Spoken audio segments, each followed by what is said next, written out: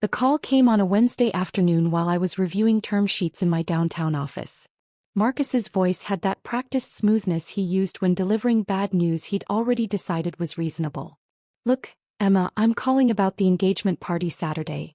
Sarah and I have been talking and we think it's best if you sit this one out." I leaned back in my chair watching the city skyline through floor-to-ceiling windows. "I see. Her family, they're heavy hitters in the venture capital world. Kleiner Perkins, Sequoia Connections. Her father sits on 3 boards. You understand how appearances matter in these circles." He paused as if waiting for me to argue. When I didn't, he continued. "It's not personal. It's just, you're still doing that nonprofit thing, right? The coding classes for underprivileged kids." "Something like that," I said quietly. "Right. Well, Sarah's crowd, they're all Stanford MBA types, tech founders, Series B and C people. I just don't want you feeling out of place. You know how mom gets when you're uncomfortable at family events." She hovers. "It makes everyone tense." Through my office window I could see the NeuralCore logo on the building across the street. One of my portfolio companies. Their valuation had just hit $2.3 billion. "Marcus, it's fine. I understand. You're taking this really well." He sounded relieved. "I told Sarah you'd be cool about it. She was worried. You know how sisters can get territorial about their brothers." I smiled at that. Sarah Hartwell. I'd read her LinkedIn profile after Marcus first mentioned her. Wharton MBA, 3 years at Goldman Sachs, now a junior associate at her father's mid-tier VC firm. Impressive credentials. She'd probably spent the last 6 months imagining her future sister-in-law as some kind of social liability. "Tell Sarah congratulations from me," I said. "Will do. Hey, maybe we can grab coffee next month? Catch up properly." "Maybe." After he hung up, I returned to the term sheet in front of me. My CFO, David Chin, knocked and entered without waiting for permission. One of the privileges of working together for 8 years. "The Bloomberg interview goes live tonight at 6, he said, dropping into the chair across from my desk. "Pierre wants to know if you've changed your mind about the cover photo. The one where I'm standing in the server room? They think the casual genius in her natural habitat angle plays well. Tech press eats that stuff up." He studied my face. "What's wrong?" "Family stuff." David had been there from the beginning, back when Neuralsphere was just me and 3 MIT dropouts working out of a Cambridge warehouse. He'd watched me build the AI infrastructure that now powered 17 of the Fortune 500's predictive analytics systems. He'd also met my family exactly once at my father's 65th birthday, and spent the entire evening looking confused. "Your brother," he guessed. "Engagement party. I'm uninvited. His fiancée's family are venture capitalists and I'd lower the room's status." David stared at me for 3 full seconds, then started laughing. Not polite laughter, the kind that makes your eyes water. "Stop," I said, but I was smiling too. Emma Caldwell, whose Series C just closed at $180 million, whose AI platform is licensed by Microsoft, Tesla, and the Department of Defense, whose personal net worth Forbes estimated at $340 million last year, that Emma Caldwell would lower the status of a room full of venture capitalists. My family doesn't know about any of that. How is that still possible? It was a fair question. I'd been building Neuralsphere for 9 years. We had 240 employees. Our office took up 4 floors in a downtown high-rise. I'd been featured in TechCrunch, Wired, and The Wall Street Journal. I'd given a keynote at Web Summit in Lisbon. But my family still thought I ran coding workshops for low-income teenagers. I hadn't exactly lied. I did run those workshops, every Saturday morning in our community outreach space. I just hadn't mentioned the multimillion-dollar company that funded them. "They never asked the right questions," I said finally. "And I never volunteered information." The decision to keep Neuralsphere separate from my family had been deliberate. Growing up, success in the Caldwell household meant one thing. Marcus. Marcus the high school valedictorian. Marcus the Princeton graduate. Marcus the corporate lawyer at a white shoe firm pulling in $400,000 a year. When Marcus bought a BMW, Dad called everyone he knew. When Marcus made junior partner, Mom threw a dinner party for 40 people. When I dropped out of MIT 3 months before graduation to launch a startup, Dad stopped returning my calls for 6 months. "You're throwing away a guaranteed future for a fantasy," he'd said the last time we spoke about it. 90% of startups fail, Emma. You're not special enough to beat those odds. So I'd stopped talking about neural sphere. I showed up to family dinners in jeans and an old hoodie. I drove my paid-off Honda Civic. When they asked about work, I talked about the coding classes, which were real, and let them assume that was my entire life. Watching them dismiss me became a kind of anthropological study. Mom would sigh about my phase, that had lasted almost a decade. Dad would make pointed comments about real careers and security. Marcus would offer to connect me with contacts who might have entry-level positions in tech support. I took notes. I remembered every dismissive comment, every pitying look, every time they changed the subject when someone asked what I did for work. "You're enjoying this," David said, watching my face. "I'm enjoying building something that matters. The family stuff is just background noise. Background noise that just uninvited you from a party." My phone buzzed. A text from my mother. "Marcus explained about Saturday. Probably for the best, sweetheart. You can visit me Sunday instead. We'll have a nice quiet lunch, just us." Translation: she agreed I wasn't suitable for the engagement party's elevated company. Another text, this one from Marcus. "Sarah's relieved you understand. She was stressed about the optics. You're a good sister." "The Bloomberg piece goes live in 3 hours," David said, checking his watch. "After that, this whole charade gets a lot harder to maintain." I know. The interview had been scheduled for months. Samantha Wolf, Bloomberg's senior tech correspondent, had spent 6 hours with me last month. We talked about neural sphere's architecture, our expansion into predictive modeling for healthcare, the ethical frameworks we'd built around AI decision-making. She'd asked about my background, my journey, what drove me. I'd mentioned being underestimated. I'd mentioned the power of working quietly while others made noise. I'd mentioned my Saturday coding workshops and how teaching kept me grounded. I hadn't mentioned my family. That felt like giving them importance they hadn't earned. "When they find out," David said carefully, "it's going to be ugly. Probably. You could warn them. Give Marcus a heads up before Saturday." I considered it. Picked up my phone, pulled up Marcus's contact, then set it down again. "No," I said. "They made their assessment of my worth. Let them stand by it." David left to handle the pre-publication communications plan. I returned to work, clearing my schedule for the inevitable chaos that would follow the Bloomberg release. At 6 p.m. my phone started buzzing. By 6:05 it was ringing continuously. The article was magnificent. Samantha had positioned me as exactly what I was. A woman who'd built a transformational company while the tech world's attention was elsewhere. The headline read, "The Invisible Unicorn: How Emma Caldwell Built a $180 million AI Empire While Everyone Was Looking the Other Way." There was a photo of me in our server room, arms crossed, slight smile. The caption noted that Neural Sphere's proprietary algorithms now influenced everything from traffic patterns in major cities to FDA drug approval predictions. The article mentioned my MIT background, how I'd been recruited by every major tech company before dropping out to start Neural Sphere. It detailed our client list: Microsoft, Tesla, Lockheed Martin, Johns Hopkins, the Department of Homeland Security. It included a quote from one of our board members, a former Google VP, calling me the most strategically brilliant founder I've worked with in 30 years. It mentioned the $180 million Series C funding round we'd closed the previous month, led by Andreessen Horowitz and joined by Sequoia Capital. Yes, that's Sequoia, the one Sarah's father supposedly had connections to. And it mentioned, almost as an afterthought, that I still taught coding classes every Saturday to high school students in underserved communities. Because technical excellence without social responsibility is just ego, I'd told Samantha. By 6:30 I had texts from 3 board members, 5 investors, and a dozen journalists requesting interviews.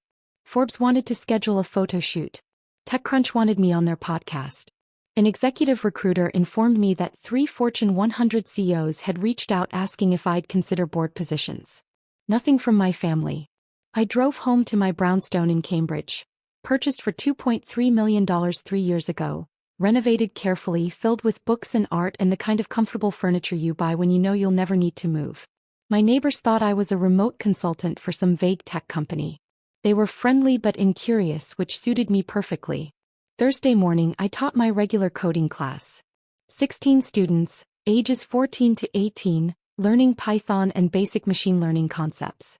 This was the part of my week I protected fiercely, the thing that kept me connected to why I'd started Neuralsphere in the first place. Technology should be accessible. Success should lift others. Power should be used to open doors, not close them. The kids knew I worked in tech. A few had seen the Bloomberg article. One of their teachers had sent it around as an inspirational example. "Ms. Caldwell," Janaya asked during break, "is that really you? The article said your company is worth hundreds of millions of dollars." "The company's worth that much," I clarified. "I just built it."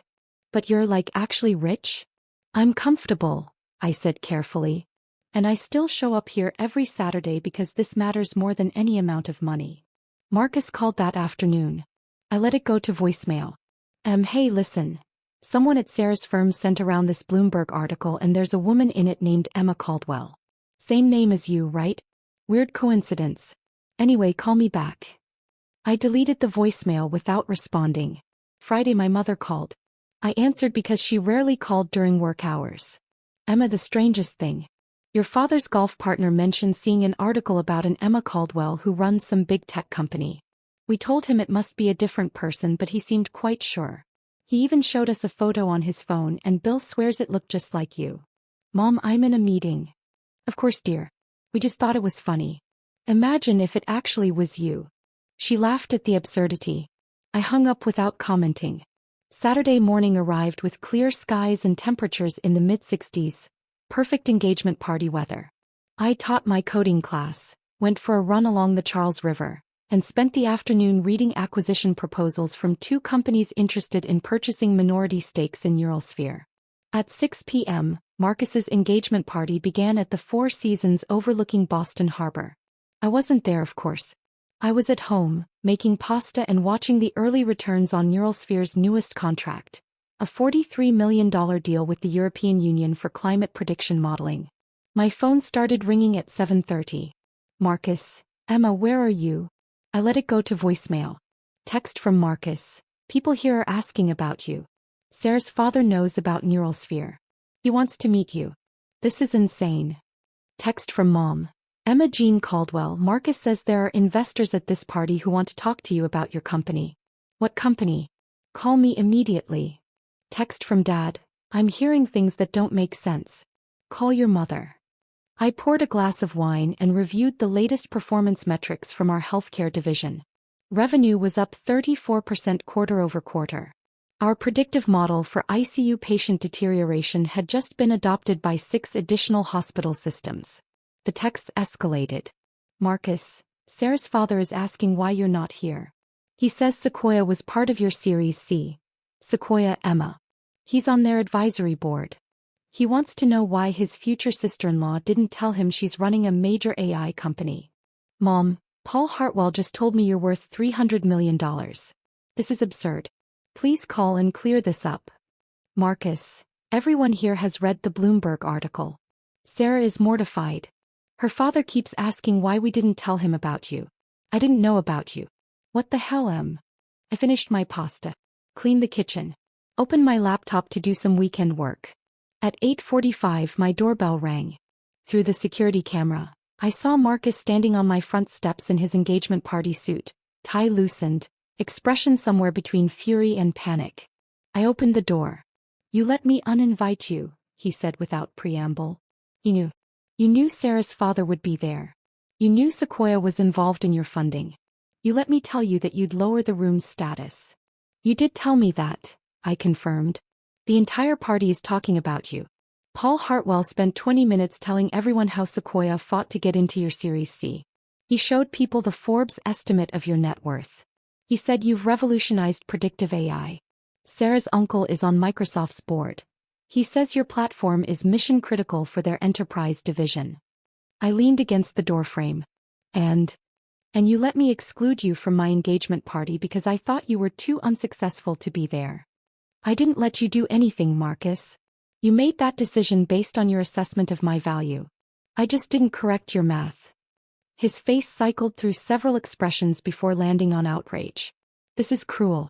You deliberately embarrassed me. I wasn't at your party. How did I embarrass you?"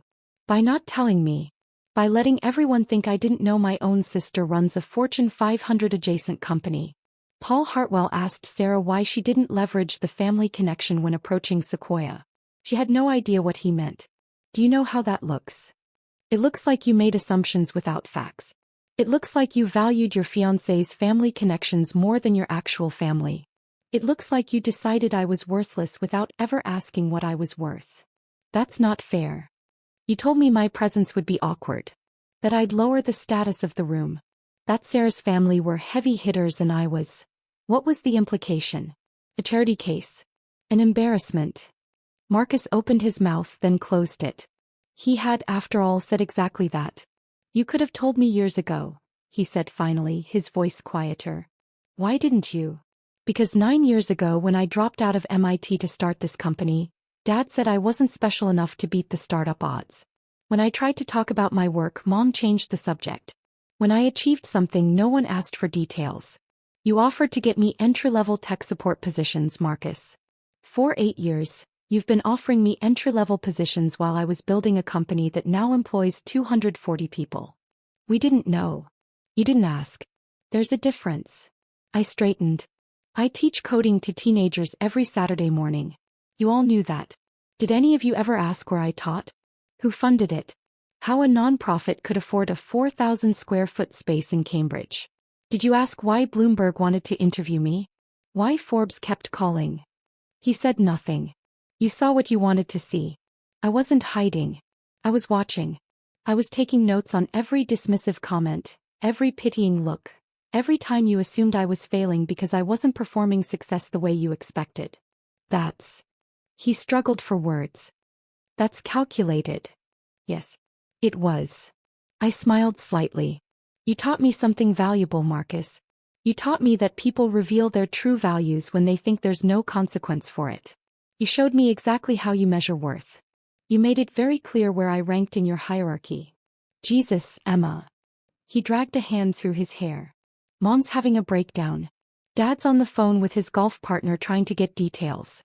Sarah's father wants to have dinner with you next week. He's talking about investment opportunities. Sarah's been crying in the bathroom for 30 minutes. Her uncle keeps asking how we could not know. This is a disaster. For you, I observed. Not for me. What do you want? An apology? Fine. I'm sorry. I'm sorry I didn't know. I'm sorry I didn't ask. I'm sorry I uninvited you. Is that enough? I considered the question seriously. Thought about 9 years of dismissed accomplishments. Thought about Dad telling me I wasn't special enough. Thought about Mom's patient sighs over my phase. Thought about Marcus's offers of entry-level positions and his relief when I agreed not to attend his engagement party. The apology is a start, I said. But it doesn't undo the assessment. You thought I was worthless enough to exclude from your celebration. That belief shaped your decision. The fact that you were wrong about my net worth doesn't change what you believed about my worth as a person. That's not... He stopped. I never thought you were worthless. You thought I was embarrassing. Awkward. Low status. Someone who would drag down the room's caliber. I shook my head. Those were your words, Marcus. You said my presence would be problematic around venture capitalists. Turns out venture capitalists are pretty comfortable around someone who just closed a $180 million Series C. His phone buzzed. He glanced at it, grimaced. Sarah wants to know if you'll come to the party now. Her father wants to introduce you to some people. No. Emma. I wasn't suitable for the party when you thought I was a failed MIT dropout teaching coding classes. I'm not suddenly suitable now that you've learned I'm worth something in dollars. My value didn't change. Your perception did. That's your problem, not mine. So what, you're just going to cut us off? Never speak to the family again? I'll speak to you when you say something worth hearing. When Mom stops calling my career a phase. When Dad stops offering advice on job security.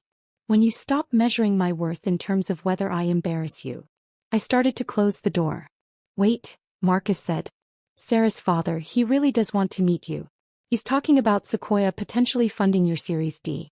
He knows people at Kleiner Perkins at Benchmark. This could be important for your company. I paused, smiled. Marcus, Sequoia already has our contact information. If Paul Hartwell wants to discuss future funding, he can reach out through our CFO like everyone else. I don't need my brother's fiancé's father's connections. That's what you never understood. I never needed what you had. I built my own. His phone rang. He looked at me. It's Sarah. You should answer. It's your engagement party after all. Emma. Congratulations on your engagement, Marcus. I hope you and Sarah are very happy together. I really do. I closed the door gently but firmly. Through the security camera, I watched him stand on my steps for another minute before finally answering his phone and walking back to his car. Inside, my phone was buzzing with messages. Mom wanted to talk. Dad wanted explanations.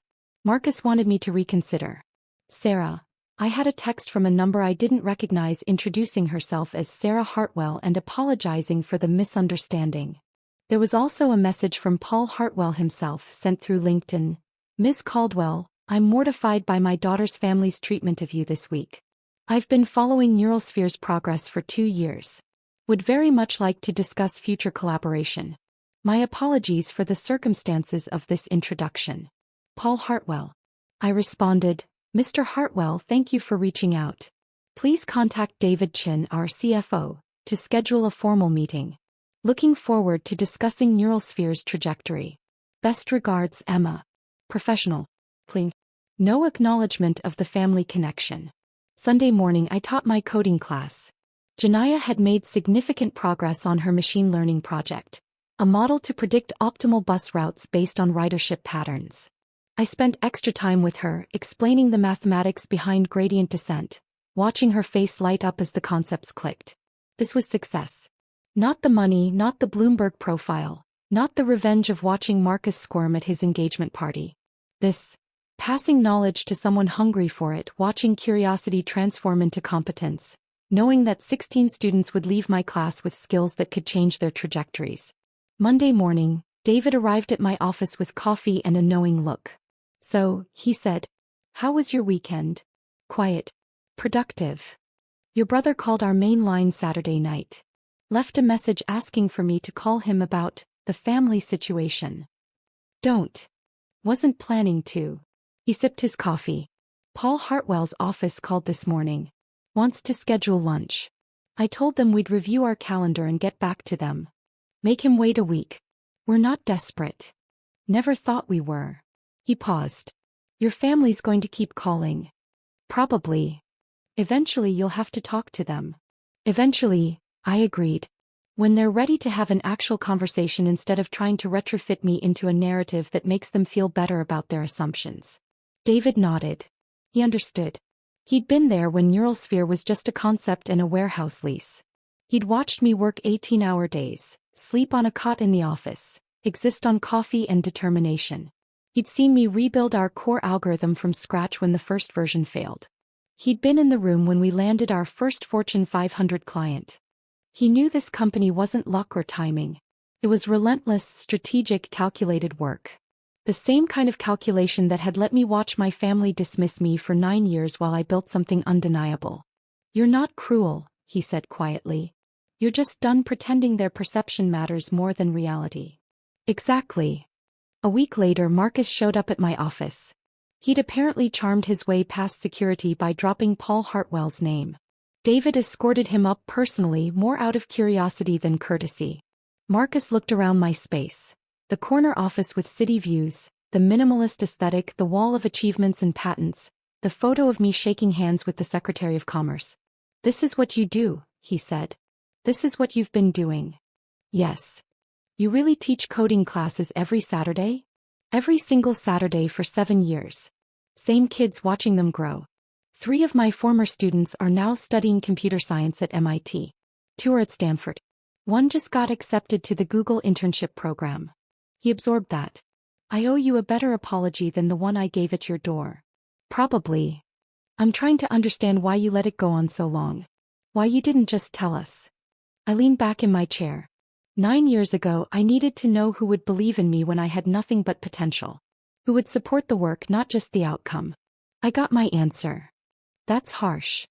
That's honest. I met his eyes. David Chin believed in me when Neurosphere was 3 people in a warehouse. My first investors believed in me when we had no revenue and an untested product. My team believed in me through 2 failed pivots and a near bankruptcy. You know who never believed in me? The people who shared my DNA. We would have. No. You would have believed in the MIT degree if I'd finished it. You would have believed in a corporate job at a recognizable company. You would have believed in conventional markers of success. You never would have believed in a 22-year-old dropout with a dream and a whiteboard full of algorithms. Marcus sat down uninvited. Sarah called off the engagement. I blinked. What?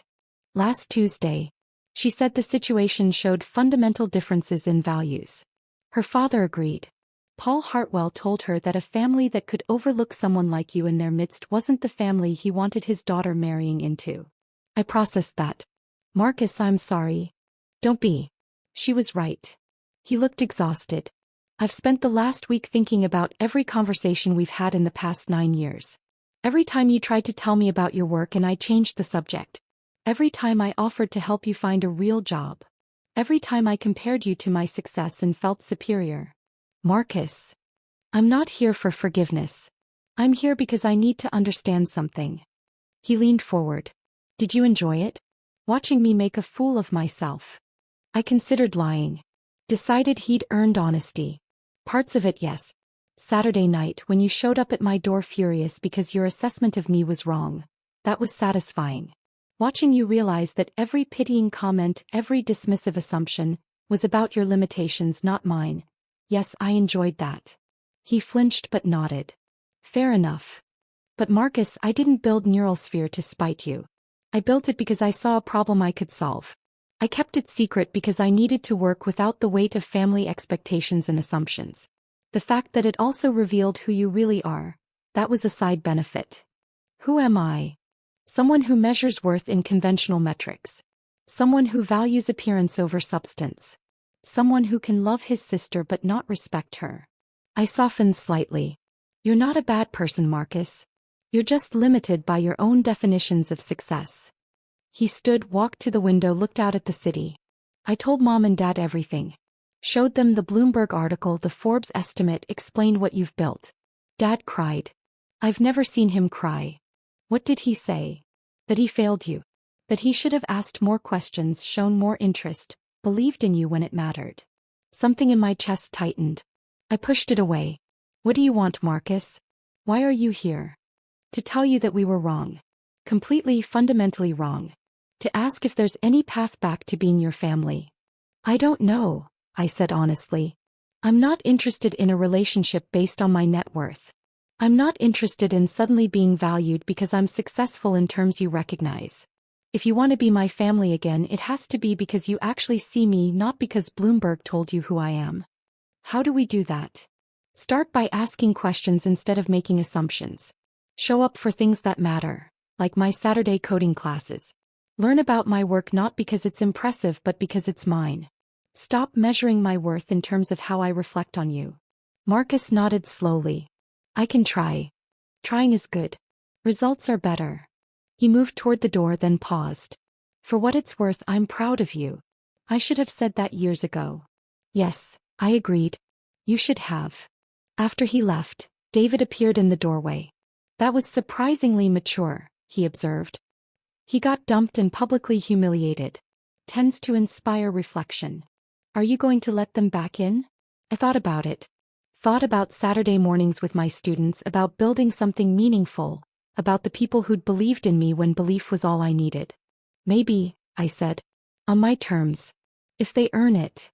Good boundaries. I learned from the best. I smiled at him. We've got the EU presentation next week. Ready. Always. We returned to work, to the actual substance of success. Solving problems, building systems, creating value. The family drama was background noise again, as it should be. 3 months later, my parents attended one of my Saturday coding classes. They sat in the back, watching quietly as I helped Janaya debug her neural network implementation. Afterward, Dad shook hands with every student, asked about their projects, listened to their dreams. You're good at this, he said to me as we walked to the parking lot. I know. He stopped walking. I need to say something I should have said 9 years ago. I was wrong. I was wrong about you dropping out, wrong about your potential, wrong about what matters. You didn't just beat the startup odds. You revolutionized an entire sector. And more importantly, you used your success to lift others. That's who you are. I missed it because I was looking for something else. What were you looking for? A version of success I understood. The version I achieved. I wanted you to be safe, secure, conventional. I didn't trust you to create your own definition. He met my eyes. I'm sorry. You deserved a father who believed in you without proof. It wasn't enough to undo 9 years. But it was a start. Come next Saturday, I said. Janaya's presenting her final project. She's brilliant, and she needs people to see her brilliance. I'll be there. He was. And the Saturday after that. And the one after that. Marcus attended too, bringing coffee for everyone and asking smart questions about machine learning applications. He was genuinely trying to understand the work rather than the outcome. Mom took longer. She struggled with reframing her understanding of who I was. But she showed up eventually, baking cookies for the students, learning their names, watching with wonder as they coded solutions to problems she couldn't understand. 6 months after the engagement party, Paul Hartwell and I finalized a strategic partnership between Neuralsphere and a consortium of firms including Sequoia. Not because of family connections but because our technology aligned with their portfolio needs. Sarah sent me a LinkedIn message. I hope you know my father didn't end things because of your net worth. He ended things because he saw how my family treated you when they thought you were unsuccessful. He taught me that character shows most clearly in how we treat people we think can't help us. I'm sorry for my part in that situation. I hope your family has learned what he tried to teach me. I responded, thank you for the apology. I hope you find someone whose family deserves you. She deserved that. Whatever her flaws, she'd been willing to learn. A year after Bloomberg published the profile, Forbes invited me to speak at their Under 30 Summit. They wanted me to talk about building success while being systematically underestimated. I stood on that stage and told the truth. My family thought I was a failure for almost a decade. They measured my worth by their standards and found me wanting. And that was the greatest gift they could have given me. Because it forced me to define success for myself. Not in terms of their approval or recognition, but in terms of impact and purpose. I paused, looked out at hundreds of young founders and entrepreneurs. You will be underestimated. People will mistake your quiet work for lack of ambition. They'll confuse your unconventional path with failure. Let them. Build anyway. Create value, solve problems, lift others. Success isn't about proving people wrong. It's about building something so undeniable that their opinions become irrelevant. The audience stood. Not because I was worth $340 million, but because I'd said something true. Afterward, my family waited backstage. Dad hugged me fiercely. Mom cried. Marcus said, I'm learning. Still learning, but I'm trying. I know, I said. I see you trying. That counts. We went to dinner at a small Italian place where nobody cared about net worth or Bloomberg profiles. We talked about Janaya's acceptance to MIT, about Marcus's new job at a nonprofit law clinic, about Mom's volunteer work with literacy programs. We talked about the work, not the outcome. The purpose, not the profit.